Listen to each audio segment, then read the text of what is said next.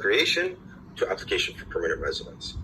Creating a profile online is absolutely free and does not require an immigration lawyer or consultant. However, there are upfront costs for elements such as language testing and ECAs if needed. If you recall, these are concepts we covered at the beginning of the presentation. Let's continue with our assumption that you have worked for 1 year with your post-graduation work permit. The first step for most economic immigrants is to submit a profile under Express Entry. As explained earlier, Express Entry is IRCC's online system to manage applications for permanent residence from skilled workers. And it is your first step to immigrate permanently under the Federal Skilled Worker Program, Federal Skilled Trades Program, Canadian Experience Class, and a portion of the Provincial Nominee Program. So here are the minimum criteria for Express Entry. In Federal Skilled Worker, FSW, you must have at least 1 year of continuous Canadian or foreign work experience at a NOC 0, A, or B within the last 10 years. You must also possess a Canadian secondary or post-secondary certificate, diploma, or degree, or foreign equivalent. There's also some specified language requirements you must meet. For Federal Skilled Trades, FST, you must have at least 24 months of Canadian or foreign work experience at a NOC B in an eligible skilled trade within the last 5 years. You must have a valid job offer in the skilled trade for at least 1 year, or a Canadian certificate of qualification, and also you must meet some specified language requirements. In Canadian Experience Class, CEC, you must have at least 12 months of skilled Canadian work experience at a NOC 0, A or B, within the last 3 years.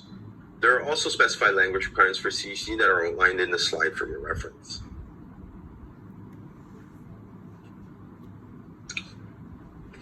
Okay, so here's a slide that outlines minimum work experience. Okay, so this is very important, guys. So I'm going to try to go slow, and hopefully I'll touch on everything that and that addresses the questions you may have. Okay, so for the Federal Skilled Worker Program, FSW, your work experience must have been full-time or the equivalent in part-time hours, worked continuously and paid for at least 1 year in the same occupation.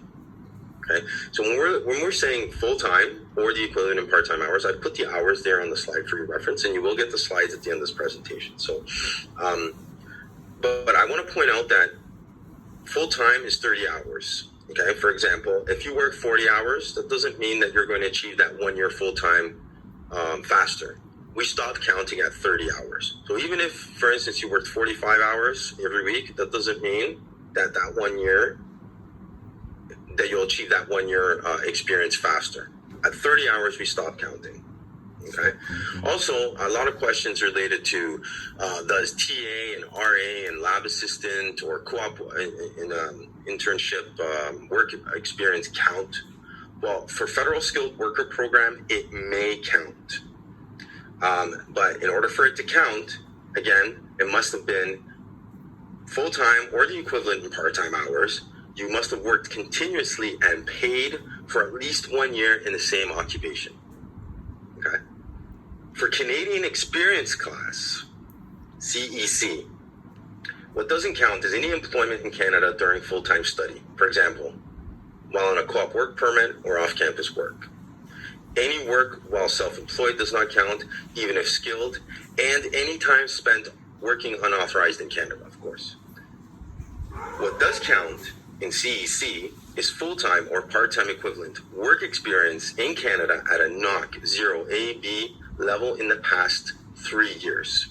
The work experience gained must be while you were legally authorized to work in Canada. For example, while you had a post-graduation work permit.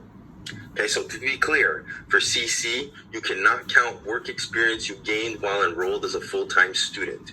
Your work experience must have been gained while on a valid work permit, such as a post-graduation work permit. Former international students are good candidates for Express Entry because of their age, education, language ability, Canadian work experience, and established community networks. So it's important for you to understand the process. Express Entry is a step-by-step process. The first step is to create an Express Entry profile. Once the profile has been created, those who appear to meet the criteria of one or more of the 3 federal immigration programs managed through Express Entry that we just talked about, FSW, FST, or CC, then they are automatically entered into the express entry pool of candidates once they have created a profile. When a candidate is accepted into the express entry pool, they are given a comprehensive ranking system score, CRS score. They are then ranked against each other in express entry pool. Express entry candidates receive points based on their language ability, education, skills, and experience. Top ranked candidates are then invited to apply for permanent residence. So every 2 weeks, the candidates with the most points are invited to apply for permanent residence. If an individual would like to see what their score would be if they filled out a profile, they can use our comprehensive ranking system tool on our website. When creating your profile, please remember that you must meet the criteria of at least one of the federal economic immigration programs managed by Express Entry in order to get into the pool. Your profile stays active for up to 1 year once you've created it and you've been accepted. If you're not invited to apply for permanent residence within 12 months of submitting your Express Entry profile, it will automatically expire. When your profile expires, it will be removed from the system. That's when you'll have to create a new profile if you still meet the minimum criteria. Okay? Once you've created your profile and you've been accepted in the pool, it's a good idea to keep your profile up to date. For example, if you got a new job offer, new language test results, or you completed more education, or you had a change in family composition, like you got married or had a child. Keep it up to date. There are no guarantees. So completing a profile does not guarantee you will get an invitation to apply, and applying for permanent residence does not guarantee you will be approved for permanent residence. In order to gain permanent residence, you'll still need to meet all eligibility and admissibility requirements. And finally, very important, be truthful. Anyone who provides false information could be found inadmissible for misrepresentation and could be barred for 5 years from applying to come to Canada. Okay, misrepresentation applies to all steps of the process. And profile creation for Express Entry, invitation to apply, and your PR application. Okay, so we briefly mentioned this already, but let's take a look at the comprehensive ranking system, aka the CRS. CRS is the points-based system we use to assess and score your profile and rank you in the Express Entry pool. The points you get from CRS include a core set of points up to 600 and a set of additional points of up to 600. Your total score will be out of 1,200. The detailed breakdown of how points are awarded is available on our website, so if you have a chance, please take a look. The Express Entry system calculates the points based on the online questionnaire you complete and calculates a total score. Those with the highest scores will receive an invitation to apply in each invitation round. To give you an idea, on September 16, 2020, 472 was a minimum score that received an invitation to apply. However, this is just an example. 472 does not mean that's the minimum score to get an invitation to apply. The minimum score that gets invited to apply all depends on who's in the pool, what their scores are, how many invitations we are sending out, right? So it all depends on the composition of the pool. So that minimum score, 472, is not always going to be the same. So if you want, you can actually look up and you can Google every single invitation round and what the minimum score was for every invitation round since 2015. Okay. If you'd like to see what your score would be if you filled out a profile, there is a tool called the Comprehensive Ranking System tool. It's on our website. Please use that tool. It's a very good tool. Use it, answer the questions. It'll give you an idea of whether you're eligible, what your score would be. If you're not eligible for Express Entry, you'll have an idea of what you need to do to become eligible.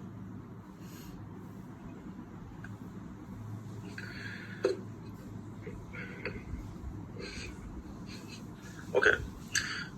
So there are other ways to obtain additional points if the total score is not sufficient to receive an invitation to apply. Valid job offers, for example, a total of 200 points are awarded to candidates with a valid job offer in a NOC 00 occupation. A total of 50 points are awarded to candidates with a valid job offer in a NOC 0A or B occupation. A job offer must be for a minimum of 1 year once an applicant receives permanent residence. Job offers must also be non-seasonal at the NOC 0A or B level and supported by a labor market impact assessment unless one is not needed. Okay, so if you have an employer that's looking to support your PR application, it's very important that you sit down with your employer to see if they can give you, or that so that you understand the process and what the employer needs to do. If they're looking to give you a valid job offer, it needs to be a commitment of 1 year from when you receive your permanent resident application. It needs to be non-seasonal, it needs to be at a NOG or Area B, and it may require a labor market impact assessment. So you need to sit down with your employer and discuss that. Having just a contract or an offer is just not sufficient to call it a valid job offer for Express Entry. Candidates who don't have a valid job offer can still get points for Canadian work experience. If you do not already have a valid job offer or provincial territory nomination, you are encouraged to register with Job Match after creating an Express Entry profile. This will allow you to connect with Canadian employers and jobs based on your skills, knowledge, and experience, improving your chances of securing a job in Canada. There are still other ways to earn points. A total of 600 points are awarded to candidates with a provincial and territorial nomination. So participating provinces and territories can nominate foreign nationals under their Express Entry provincial nominee program streams. The provincial nominee program criteria and streams differ across the country, so please ensure to check the PMP website of each province or territory for more information. All provincial nominee programs are administered by each province, so unfortunately I can't comment or give you direction on how to apply for provincial nominee programs. All I can say is that you should visit the province or territory that you're interested in being nominated under and look at what the requirements are, okay? Because they're administered by the provincial and territorial level governments. But keep in mind that all candidates nominated via an Express Entry PMP stream must meet the minimum entry criteria for Express Entry, including meeting the criteria for one of the 3 federal economic programs. CRS also gives you points based on education completed in Canada. 15 points for a 1 to 2 year diploma or certificate, and 30 points for a degree obtained in minimum 3 years, or a master's or doctoral degree. Please remember that to obtain these points, all studies must have been completed in a designated learning institution in Canada. Recognition is also given to one of the Government of Canada's priorities, which is to increase Francophone migration outside of the province of Quebec. With that said, and as you can see, 25 additional points are added if you can show a score of 7 for all 4 language abilities. Candidates can get more CRS points if they have proficiency in both of Canada's official languages, English and French. And they submit the results of an approved language test for both English and French to support that. Okay, so these numbers actually just went up. For French speaking, it used to be 15, now it's 25. And for bilingual, it used to be 30, now it's 50 additional points. CRS will also grant you 15 points if you have a sibling in Canada. To be granted the 15 extra points, your sibling, which is your brother or your sister, must be at least 18 years old and must be living in Canada as a Canadian citizen or permanent resident. Also, the relationship between you and siblings can be through blood, adoption, marriage, or common law partnership. So when we say it could be through marriage or common law partnership, it can also be the sibling of your spouse or common law partner if you're including them in your Express Entry profile and PR application. Once you have created your Express Entry profile and have been added to the pool, you may receive an invitation to apply. You will be required to submit a complete electronic application for permanent residence within 60 calendar days of being issued an invitation. The application and all supporting documents must be submitted electronically through your online account. It is really important to be prepared once your profile is submitted to ensure that you have all the necessary documentation for your application should you be invited to apply. Complete details can be found on our website and Express Entry, so make sure you have a view before you apply or create your profile. A complete application means that, with limited exceptions, all supporting documentation must be submitted with the application, including language tests, police certificates, and medical exam, for example. If you choose not to submit an application when you are invited to apply, you can decline the invitation and you will be placed back into the pool until it expires after 12 months from when you created your Express Entry profile. This is a slide showing the applicable fees for an application for permanent residence. On the right side of the slide, you will see proof of funds. This is info that you need to provide in your application to show the amount of funds you have access to when you apply for Express Entry. for PR through Express Entry, sorry. Please note that for proof of funds, a 6-month history is required. There should be no sudden unexplained deposits in your bank account just before your application, for example, and the funds you show need to be liquid and accessible. So there are different federal, IRCC, and provincial territorial pathways to become a permanent resident of Canada. The best pathway for you depends on your unique combination of skills and experience. Please remember that the best time to apply is when you are eligible. I'm going to repeat that again. The best time to apply is when you are eligible. If you're doing your studies right now and you see that you are eligible for PR, you don't need to wait for your studies to finish for you to apply for your PR. Okay? Just because I get a lot of questions, I just want to make sure that's clear. When you are eligible, that's when you apply. So to be clear, only the federal government can grant permanent residence. So even if you're nominated by a province or territory, you still need to apply for permanent residence through IRCC.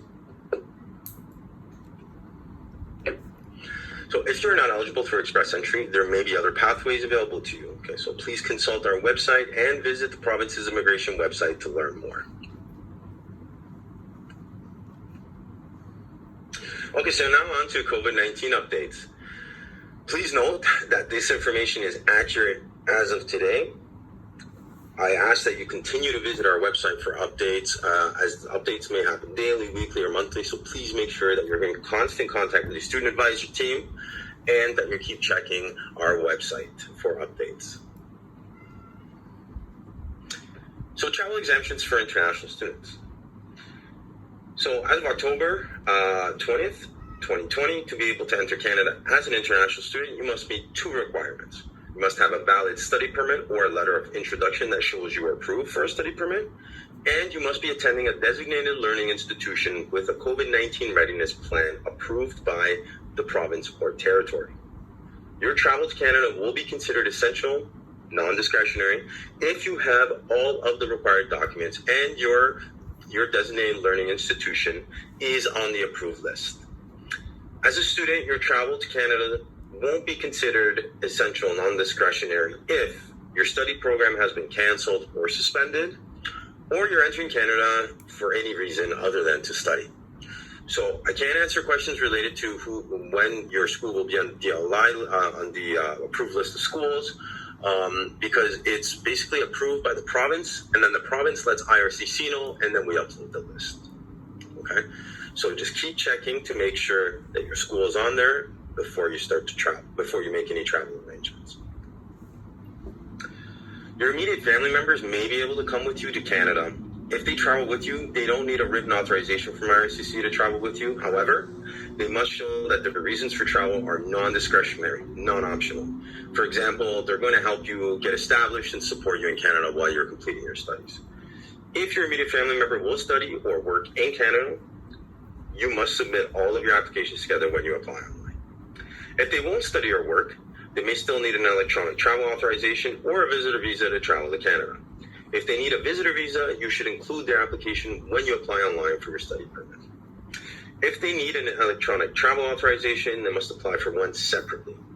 Make sure that they follow the special instructions on how to apply for an ETA at this time by visiting our website. If your family members will join you later, then there's specific instructions on our website. I highly suggest that you look at those before you start making travel arrangements, or your family members make travel arrangements to greet you and meet you in Canada. So most of us already know this, but to board a flight to Canada, you must tell the airline that you are exempt from the travel restrictions, show documents which establish you are traveling to Canada for an essential reason. For example, you're studying. You show all valid travel documents, your visitor visa or ETA, your passport, your study permit or approval letter. You have proof that that your school is on the DLI on the list of approved DLIs with COVID-19 readiness plans, and you have a quarantine plan. I think most schools are sending documents to show the quarantine plan. There's also health checks that are administered by each official airline, so you will have to pass that as well, and anyone that's showing symptoms will not be allowed to board the flight to Canada. So there's also, as we all know, mandatory quarantine on arrival. and this has been extended to November 30th, 2020. So you must quarantine for 14 days upon entry into Canada. You must have a plan. You must have proof of that plan. And also, I think that coming soon that you're going to have to outline some information in an app, and I think it's called ArriveCan. But more information about that coming soon, so just keep yourself updated on our website. There's also provincial restrictions. So this quarantine act plan that you need to quarantine for 14 days is a federal restriction. Some other provinces may have other restrictions on top of or in addition to the quarantine requirement. Okay, so if you're landing in Montreal and making your way over to Ontario, I would suggest that you look at the province of Quebec to see if there's any other health restrictions or health requirements or quarantine requirements that they are imposing on travelers before they can leave or enter into the province of Ontario. So in general, you should not apply for a study permit at a Canadian port of entry at this time. You should apply online for a study permit before you travel to Canada. If you're already in Canada and you try to apply at a port of entry, you will likely need to quarantine for 14 days if the border services officer approves you to re-enter Canada. So I'm going to repeat that again. If you're already in Canada and you try to apply at the port of entry, you will likely need to quarantine for 14 days if the border services officer approves you to re-enter Canada. Okay. So at this time, only certain people can apply at the port of entry. U.S. citizens, lawful permanent residents of the U.S., residents of Greenland, residents of St. Pierre and Miquelon. But if you meet one of these requirements and you're a resident or citizen of one of these places, you must have all the documents required to apply for a study permit with you when you arrive at the border. At that point, the border services officer who greets you will determine if you're eligible to enter Canada as a student. So in general, you should always apply for a study permit online. So if you graduated or will graduate from a designated learning institution that offers post-graduation work permit eligible programs, you're still eligible for a post-graduation work permit if your in-class courses in Canada are moved to an online format because of COVID-19, or you had to put your studies on hold or study part-time because of COVID-19 during the winter, spring, or summer 2020 semesters. Notice that fall 2020 semester is not on there because the expectation is that you're studying online, because most schools now have made it possible for you to study full-time online. So that's why if you had to put your studies on hold or study part-time because of COVID-19 during the winter, spring, or summer 2020, you may still be eligible for post-graduation work permit.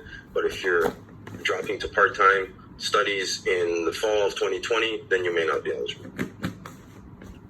If you're outside of Canada, you're still eligible for a post-graduation work permit if you can't travel to Canada at this time due to travel restrictions and you have a study permit, or you've been approved for a study permit, or you applied for a study permit before starting your study program in the spring, summer, or fall 2020 semesters, or you applied for a study permit before starting your winter 2021 semester. If you're in this situation, you can begin your classes while outside Canada and while your application is in process, or if you've been approved, you can continue your classes online. How much of your program you can complete online from outside Canada depends on when you started studying and how long your study program is. If you're taking a short-term program that started between May and September 2020, you can complete 100% of your program online. Your program must be between 8 and 12 months long, and you must have started your studies between May and September 2020. If you're taking a program that is 12 months or longer, or you started a short-term program before May 2020, you can complete up to 50% of your program online until April 30th, 2021. You must complete the other 50% of your program in Canada. So, in general, if your program is over 12 months, or you started before May 2020, then you can complete 50% of your program. So time that you from May to April 30th, 2021 will not be deducted, provided that you complete 50%, at least 50% of your program in Canada.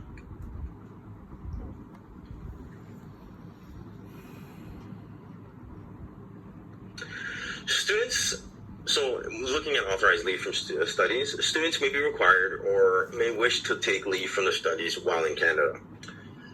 Leave, if this is the scenario that pertains to you, your leave must not exceed 150 days from the date the leave commenced, and your leave must be authorized by your school. Students who do not resume their studies within 150 days after being approved authorized leave should do either of the following: change your status to visitor or worker, or you must leave Canada. If students do not change their status or leave Canada, then they are considered non-compliant with their study permit conditions. There has been some confusion about this, so for clarity, the 150-day authorized leave period does not include regularly scheduled breaks. If there is a regularly scheduled break during the leave, then those days are not counted in the authorized leave days. Students taking authorized leave are not authorized to work. Again, if students do not resume studies within 150 days, they will need to change their status or depart Canada. Okay, so if you're looking to take any authorized leave, if you're asking for leave approval from your school, it cannot be more than 150 days under any circumstance. So processing times. So due to COVID-19, we cannot process applications as we once did pre-COVID, obviously.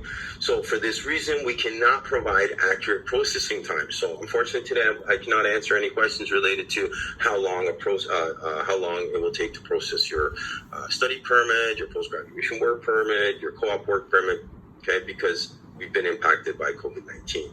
At this time, the department has committed to giving priority to processing applications related to Canadians trying to return to Canada, vulnerable people, and people deemed to be providing an essential service such as a healthcare-related job. Okay. With that said, though, we are continuing to accept all applications. We also understand that circumstances may sometimes not permit applicants to submit all requested documents. So for this reason, we have committed that no application in progress will be closed or refused due to a lack of documentation as a result of COVID-19 impacts.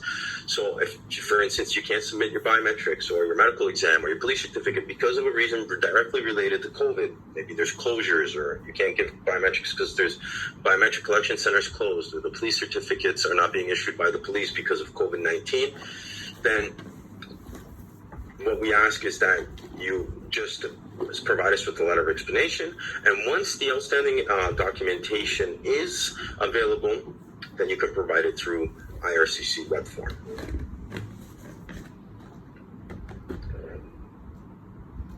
So as a temporary measure, temporary resident applicants are exempt from giving biometrics if applying from within Canada. This applies to all new applications as well as applications already in progress. You do not need to pay the fee, and if you receive the biometrics instruction letter telling you how to give your biometrics, you can ignore this letter. If you have already paid the fee, we'll automatically refund the fee once we finalize your application. This temporary measure does not apply if you're outside Canada. For those who have applied from outside Canada, if the site closest to you is closed, we'll automatically extend your deadline to give your biometrics. You don't have to give your biometrics until the site starts offering collection services again. This applies to even if your biometrics instruction letter says you have 30 or 60 or 90 days. You don't need to contact us for this extension, and you don't need a new letter to make another appointment when the site's reopened. Bring your original letter to your new appointment to show proof of payment. If you can't give your biometrics due to a location closure near you or a service disruption, don't go to another biometrics collection site unless the processing office instructs you to. So please continue to visit our website at www.canada.ca/immigration for updates on biometric collection center and office closures, and also for any other updates related to COVID-19. Updated information may be posted daily, so please make sure to continue to visit our website. I'm including this information here. So this is our website, the call center, and IRCC web form link. The reason why I'm doing that is because I want to emphasize that the main source of information for you as an international student should be our website. Okay, don't base your immigration decisions on what you heard someone did, what your friends telling you someone else said to do, or what other people are telling you they've heard someone else is doing. Your main source of information should be our website. You should also be in constant contact with your student advisor team, who are knowledgeable, well-equipped, and very experienced, and they'll be able to help you and guide you through any immigration-related issues, okay? If you have a specific question related to your case, or you're worried about your case, it's taking too long, IRCC web form is your first step. You should be submitting a detailed request to IRCC web form. Even if you want to update the processing office about something on your application that's in progress, or you've renewed your passport or anything like that, you should send a very detailed inquiry through IRCC web form. What happens with that inquiry, the more detailed it is, the better it is, because what happens is it goes through the processing office, and the officer who's reviewing your case will look at your inquiry. Okay, so your first step is always to do that. Send your inquiries through IRCC web form when it pertains to your case or your application that's in progress. Okay, so thank you very much. I hope you found this useful. We're now going to go to Slido. That's how I'll be taking the questions. You can either use the QRC code or enter WLU at www.sli.do.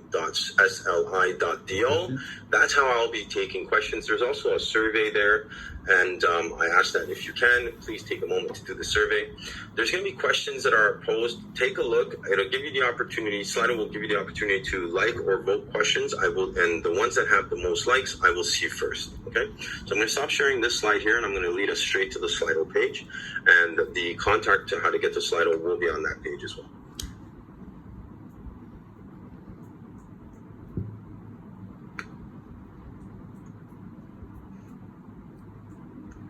Hi everyone, I'm going to take this opportunity while Angelo switches over to Slido. Thank you so much, Angelo, for joining us.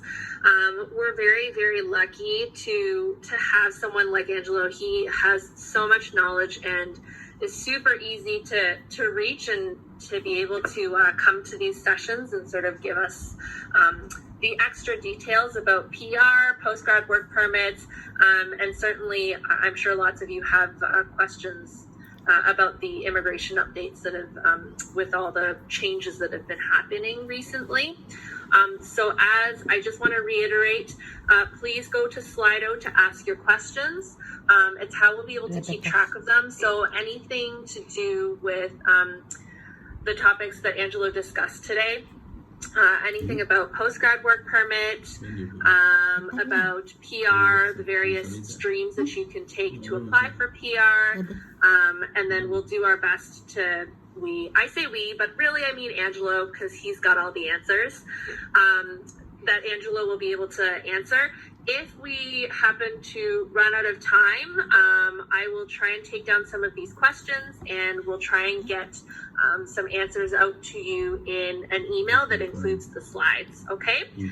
So I want to say thank you, everybody. I know some of you had to, will have to leave fairly soon for class, but thank you so much, Angelo, for taking the time to come and see us.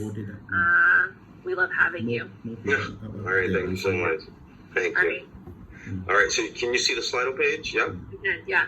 Okay, great. So I'll start by answering the top questions. So I am in a one-year program. However, I learned that post-graduation work permit for one-year program is just 1 year. Will it be barrier for my PR application? This is the question I asked you. Your post-graduation work permit, again, is assessed and given usually by program length. If it's a 1 year post-graduation work permit that you are issued, then that'll give you that opportunity to work in a NOC 0 A or B, a level position in Canada, which gives you that Canadian work experience. And if you're able to get that 1 year Canadian work experience at a NOC 0 A or B level, it gives you the opportunity to apply and meet the minimum criteria for Canadian experience class, which is 1 year of Canadian work experience within the last 3 years. I have studied 6 years in Canada and worked part-time in and out of campus since August 2014. Is there an option to accelerate my PR application? So again, to answer this question, when you apply through Express Entry, you must meet the minimum work experience, minimum criteria for one of the 3 federal economic immigration programs, FSW, FST, or CEC.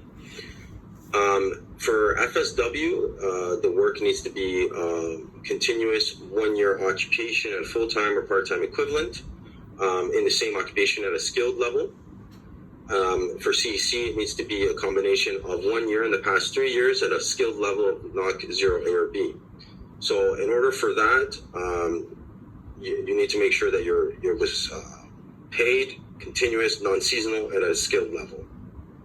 Okay, for it to count. I strongly suggest that you go on the CRS tool, fill out the questionnaire, and it'll give you some answers that actually pertain to your particular case. Okay, so I strongly suggest using the CRS tool. If I receive a job offer, how can I confirm it's NOC? Well, so you go on our we have a website. You can actually Google Find Your NOC, and you can review all the NOC codes. And what you're trying to do is you're not looking at titles, job titles. What you're doing is looking at all the duties. You're matching the duties of your job that you're being offered to the duties in one of the NOC occupations listed on the NOC occupational skill list. Okay, but keep in mind that a job offer can't just be a contract. It needs to be non-seasonal at a NOC 0A or B level, paid, and 1 year commitment after you get. So the employer is basically committing to hiring you for at least 1 year after you get PR. Okay. Also, an LMIA, which is a labor market impact assessment, may be required, so your employer needs to apply for that. Okay, so if you have an employer who's looking to make a job offer for you, or to offer you a job offer to support you in your PR application, make sure you're sitting down with your employer to make sure that you guys are taking the proper steps to make the valid job offer count. Okay. My work is only 25 hours a week. Does that mean I will need to take up another part-time job? So again, the minimum criteria are either full-time or part-time equivalent. Okay, so we stop counting at 30 hours, but you can also, there's a 15-hour part-time, okay, equivalency, and you'll have access to that on the slides when I give that to you. If I complete a 12-month master's program, will I be eligible for a longer post-graduation work permit? Will it be different if I enter the co-op program that is 16 months? I'm not really sure what the question is, but if you're asking if you complete 2 programs, will both programs be considered when issuing you your post-graduation work permit? As long as there's no 2-year gap between the completion of the both programs, then they may be considered by the officer as an entire length of the post-graduation work permit. Okay, so if you completed both programs, make sure there's no 2-year gap.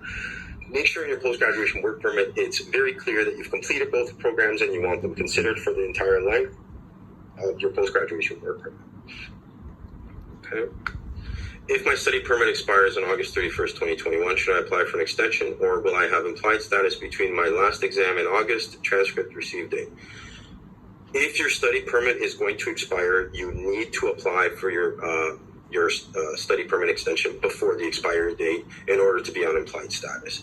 If you let your study permit expire, then you're no longer a student, and you will have to apply for restoration status, and you need to stop studying. That includes going to exams and whatever when your study permit's expired until you get your restoration, if you apply for that. So any point in time, if your study permit's going to expire, as soon as you see that it's about to expire and it's coming up soon, apply for a study permit extension so you can benefit from the study permit, from the implied status, okay? My permit expires with my passport April 2021, before my graduation date. It will just be a matter of days, and I plan to apply for post-graduation work permit. Can I still renew it? My permit expires with my passport before my graduation date.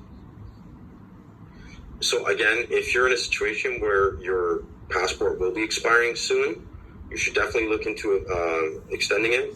And if you're in a situation where your study permit is about to expire, I definitely suggest applying for your study permit extension at any point, even if it's just a matter of days. If you let your study permit expire, then you're no longer a student. You need to apply for restoration of status because you have no status in Canada, or you must leave Canada and then apply for your post-graduation work permit there. But if you apply for your post-graduation work permit after your study permit expires, then you will not benefit from the fact that you can start working as soon as you submit your application for post-graduation work permit.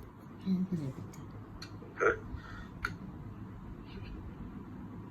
As a master's student, will my co-op experience count as the Canadian experience? So again, any work experience gained in Canada while you are a full-time student will not count towards Canadian experience class. It may count towards federal skilled worker, provided that it was 1 year, you were in the occupation continuously for 1 year in the same occupation at a NOC 0, A, or B level, and it was continuous and paid.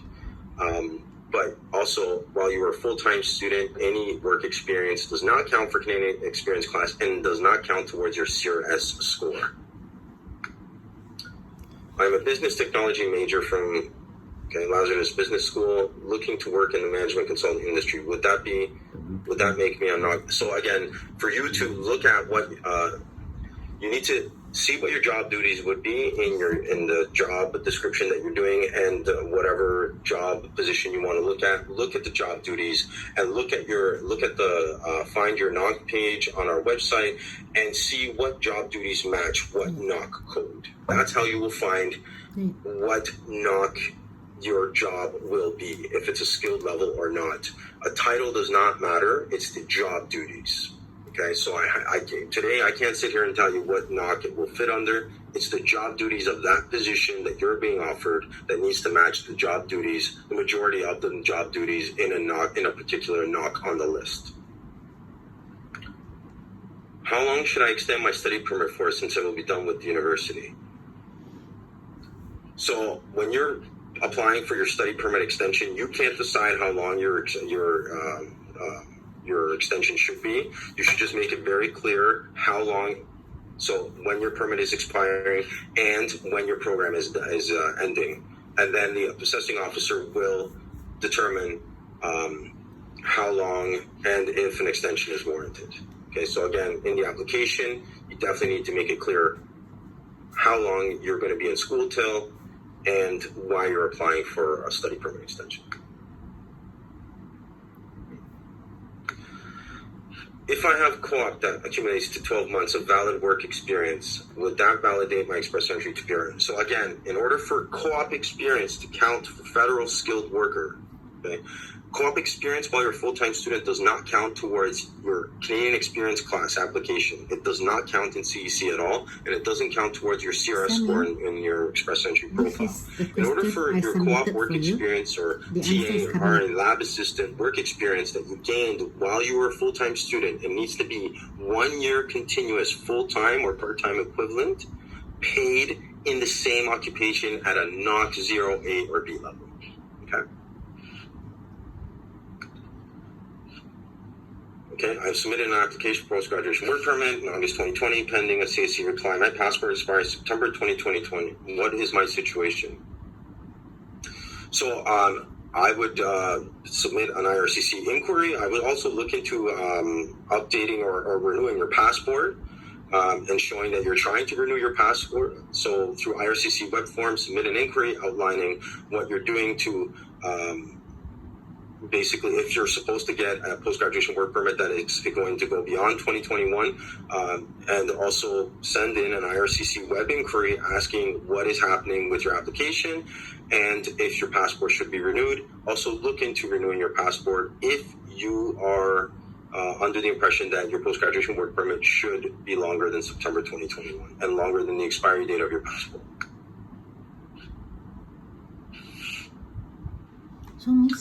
If I work part-time for a year, then switch jobs and work part-time in another job for another year, can that count as equivalent of 1 year full-time? So the equivalent of part-time hours you need to match for Canadian experience class, and it needs to be at a NOC 0, A, or B level, okay, and it needs to be paid and continuous. So it needs to be the equivalent of part-time hours. And I'll give you the slide so that you can see what full-time, remember we stopped counting at 30 hours and 15 hours is part-time equivalency. So it doesn't, for CC, it doesn't need to be in the same occupation, okay? It just needs to be at a NOC 0, A, or B level, continuous, and accumulated 1 year in the past 3 years. So Charlene, there's a question for you here. Where can we find what day exactly does our program end for fourth year undergraduate students graduating in spring 2021? I don't know if you want to answer that one. I sure can. All the important dates can be found in the undergraduate academic calendar. So even if you just Google Laurier undergrad academic calendar, you'll be able to find out all the important dates, and it'll let you know when the last day of that semester will be. If you're wondering though when you'll be able to get your confirmation of completion letter, that's a whole other story. There isn't an actual date for that. That usually comes about 1 month after the end of the semester. Okay? If you have further questions about that, please feel free to email Laurier International and I can give you the link and a more detailed response. Okay? Thank you, Charlene. You said you do not need to graduate to apply for post-graduation work permit. Can you explain a bit further? So I didn't say you don't need to graduate. What I meant was the best time to apply for your permanent residence application, not your post-graduation work permit, permanent residence application. Every question. Okay? So in order for you to apply for post-graduation work permit, you definitely need to finish a post-graduation work permit eligible program in a designated learning institution. Your program must have been 8 months in length and led to a degree, diploma, or certificate for post-graduation work permit. So let's make that clear. You need to graduate for post-graduation work permit. I said for permanent residency, you do not need to, you apply for permanent residence when you are eligible. It may be in some scenarios, in some people's case, that they are eligible while they're still completing their studies. At that point, they should apply for permanent residence. So what I meant was to apply for permanent residence when you are eligible. As soon as you see you are eligible, that is the best time to apply. So I hope that's clear now. Do you need a 1-year work experience to have the 50 points, or do you get the points once you've been given a 1-year contract? So I'm assuming this question is to do with valid job offer. Again, a valid job offer, in your express entry profile, a valid job offer is non-seasonal paid, a 1-year commitment from your employer that they will grant you, they will hire you for at least 1 year after you gain permanent residency at a NOC 0 A or B level, okay, and it's paid, okay? That's when it will be considered a valid job offer and you'll get the points for a valid job offer, okay? As long as you have that, but as having simple 1-year contract is not considered a valid job offer. There's also a requirement, especially if you're applying after your post-graduation work permit, that the employer applies for a labor market impact assessment through another department, ESDC. Labor impact assessment basically is saying that the employer cannot hire a Canadian permanent resident or Indigenous person. They can't find one of them to hire, so they're looking to hire you. And then once they get a positive labor market impact assessment, they'll give you that. And provided that, again, it's a 1-year commitment to hire you after you become PR, it's at a NOC 0 A or B level, it's paid, it's non-seasonal, then you'll be given points for a valid job offer. If you were not given the full 3 years post-graduation work permit because of your passport, will you be given the remaining years after you get a new passport? So if it was only because of your passport, this is the only time, and it would be clearly outlined in your post-graduation work permit. This is the only time that you can apply for an extension of post-graduation work permit, and it's a paper-based application. But again, the only reason that you would be applying for this is because the full length of your post-graduation work permit was not given to you strictly because of the passport expiry date of your passport. That's when you apply. That's when you can apply, okay? But it would be clearly outlined. I'm currently on open work permit accompanied. I will apply for a study permit if granted. Will I still be eligible for my current work permit? Yeah. So you can definitely have a study permit and a work permit at the same time, but keep in mind any work permit, any work experience gained in Canada while you're a full-time student will not count towards a Canadian experience class. Okay, so I wanted to make that clear.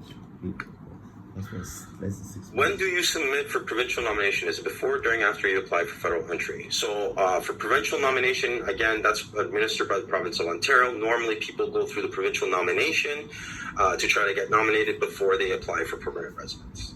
Okay.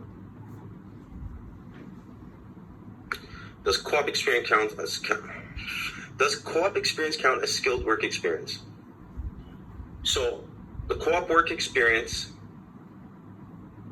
it depends on the duties that you've been doing. So you would have to look at the NOC codes and look at the job position you were doing as a co-op student and match the majority of the job duties to one of the NOC skills, the NOC listed in the NOC 0 A or B levels, okay? But again, your co-op experience, in order for it to count for FSW, it needs to be 1 year continuous full-time work or part-time equivalent paid at a NOC 0 A or B level, okay? Any work experience while you were a full-time student does not count towards your CEC or CRS score, okay? So again, if you want to know what skill level your job is, or the job you did or job will be doing, go to our website, go to Review My NOC. Don't look at the job titles alone, look at the duties. The duties must match majority of the duties listed on the NOC code, and that'll give you what your NOC level will be. Will biometrics collection resume approximately? Unfortunately, I can't answer that question. I know it's a pain point. Biometric collection overseas, I'm assuming. So there's currently working everywhere. It all depends on what's going on in the country, what's going on here. So I can't answer that question. All I can tell you is to continue visiting our website and keep up to date. If you have any questions pertaining to your case, you're worried about something, send in an inquiry or a request through IRCC web form, okay? That'll be then directed to the processing office who will answer your question. Can I start studying if my study permit outcome is not yet out, but still a temporal permit? Can you start studying? So as a temporary measure, if you're outside of Canada and you've applied for a program that started in May or anytime between May and September, then yes, online outside of Canada, yes. But if you're in Canada, you cannot start studying until your study permit has been approved unless you fall in one of the categories under Regulation 215F, and I can't remember exactly what they are, but if you're a visitor here in Canada and you've applied for a postgraduate, for a study permit, then you would most likely have to wait to be approved a study permit before you begin studying, even if it's studying online. But if you're talking about starting to study online from outside Canada while your application is in process, yes, as a temporary measure. But again, contact and be in touch with your student advisor team. They'll be able to guide you through that, okay, and give you the information as to your particular case and what you can be doing, as they're well versed and knowledgeable as to what's going on, and we'll be able to guide you better. If I'm doing a private work and studying, will the 20 hours still apply if I am full-time studying? If you're doing, so if you're self-employed, if you're self-employed, I guess, or if you're doing private work for a private company, again, without a study permit, without a work permit, and your study permit says that you can work off campus, you can only work up to 20 hours per week. There's no exception. Again, that work experience will not count towards CEC, okay? And for it to count towards FSW, it needs to be 1 year continuous in the same occupation, full-time or part-time equivalent. Okay, at a skilled level, not 0 A or B. Well, I accidentally erased that question, so whoever wrote that, please rewrite it. I had biometrics last year. Do I still need to do a new one, or is it still valid for application next year? So it all depends. If you've given your biometrics for a temporary resident application in the past 10 years, you will not need to do one. Also, temporarily, if you're talking about for a PR application, temporarily, there is a temporary measure in place where your biometrics that you gave for your temporary residence will be applied for permanent residence, just as a temporary measure until the biometric collection centers overseas start to open up again. Okay, so I accidentally erased that question before, so if that person could enter it again. That was it. Okay, I only have an ETA and study permit. Can I cross the Canada-US border and then return? Okay, so in order for you to cross into the United States, I can't answer that question because that's up to the Border Patrol services in the United States, okay? All I can say to you is that if you leave Canada, whether it's to the United States or somewhere else, when you return, the Border Services officer is going to make sure that you've been approved for a study, what your reason is for coming in, that you're authorized to come in, that you have the proper travel or visitor visa, ETA, you've been approved for a study permit, have a study permit, and your school is on the approved, on the DLI list of approved COVID-19 readiness plans. At that point, they may also consider other factors, and If you are allowed to re-enter Canada, you will be required to quarantine for 14 days. But then you would have to have a plan, show that you have a plan, and the Border Services officer is going to make that determination. Okay? So if you can avoid crossing, I would. If not, then get well informed. Make sure you have all the proper documentation. Because coming back to enter, the CBSA officer is going to make that determination. And you will be required to quarantine when you re-enter, which may affect your studies. I'm not sure if there's in class or whatever, but just be informed, okay? If you have any questions regarding crossing, there's Border Information Services. You can contact them as well. After getting PR, can my family member would get any benefits in terms of studying in Canada? So if you get your permanent residency, and you're living in Canada and you're over 18, then your brother, if he's applying for express entry, would get the benefit of getting those 15 additional points for having a sibling in Canada. But I think that's pretty much it. If you're asking about, being able to sponsor and whatnot, it only pertains to getting additional points in express entry. Can I work outside of Canada during my post-graduation work period, permit period? Does the company have to be Canadian? If you work outside of Canada, first of all, your post-graduation work permit gives you authorization to work in Canada. If you're intending to work outside of Canada, then you need to look at what they require for you to do to work there, okay? Your post-graduation work permit gives you an opportunity to gain that valuable Canadian work experience at a skilled level, not 0 A or B. Okay, so if you intend to apply and work somewhere else to gain that experience, it will not count as Canadian work experience. Okay. Also, if you go and you work somewhere else after completing your studies and you don't apply for your post-graduation work permit within 180 days, then you will not have an opportunity to apply for another post-graduation work permit. Okay, you have to again. If you leave Canada to work somewhere else, then it will not count as Canadian work experience. And if you apply for your post-graduation work permit and then you leave Canada, then you'll just be wasting the post-graduation work permit because it just gives you authorization to work in Canada. Okay. Thank you very much, Angelo. That was an extra 15 minutes you provided us. Do you want us to, I see the Slido is still up. Do you want us to continue to ask questions there after the fact, or when does the Slido close? The Slido will be closed as soon as the session ends, so any questions should be filtered through you. But I'll keep it open for another maybe half an hour or so, and I ask all international students that are still here, there's only 20 of you. If you can go and do the survey on Slido, I'd very much appreciate it. It gives us an opportunity to collect some information from you guys anonymously, so your name's not going to be out there. If you have a chance, please do so. Okay. And any questions you have, just filter them through Charlene or your student advisor team. Okay. Yeah. Thank you very much, Angelo, again. We really, really appreciate you coming to do these sessions, once every semester and providing all this excellent information. I have to say, I love Slido. It's good, right? Yeah, it's pretty awesome. So, yes, please, everybody go to Slido, fill out the poll, the survey. That's going to provide Angelo some information about the participants. And the hope is that the more information we can provide the, IRCC, the better we'll be able to sort of provide support, right? So please go ahead and do that. All of the information will remain private and anonymous. But yeah, so hopefully that was helpful. If you have other questions, please email Laurie International and we'll be able to help you out. Okay? Have a great day, everybody. Thank you. Take care. Bye. I don't know how to say thank you. Wait.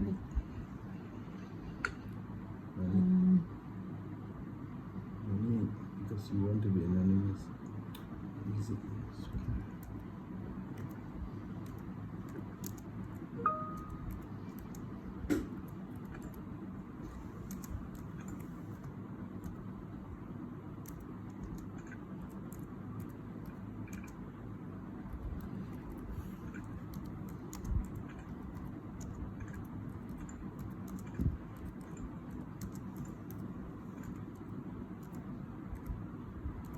We remove you already, so it's not going to answer.